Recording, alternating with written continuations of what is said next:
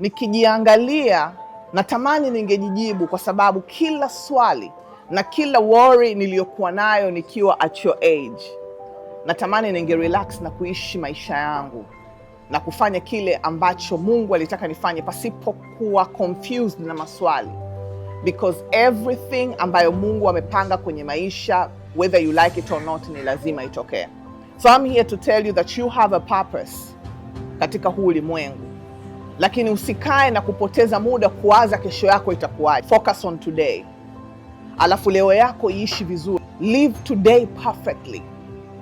Live today with so much joy. Yani ukiamka asubuhi, naomba utambue kwamba joy comes in the morning. Ukiamka asubuhi, celebrate today.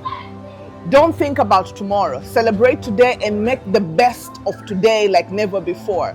Because you don't know kesho yako itakuwa vipi. Wala usiwaze kesho, kesho anaijua Mungu. Lakini leo hii tulionayo ina thamani kubwa sana, na usitake kuipoteza leo kwa kuanza kupoteza muda kufikiria kesho, wala usipoteze leo kwa kufikiria makosa yaliyopita. Kila mtu chini ya jua ana makosa, hakuna aliye mkamilifu. Ukianguka unajikung'uta mavumbi na unasonga mbele. Usithubutu hata siku moja kukaa na kutazama nyuma kuangalia ulifanya nini na kwa nini ulifanya. You're wasting your time.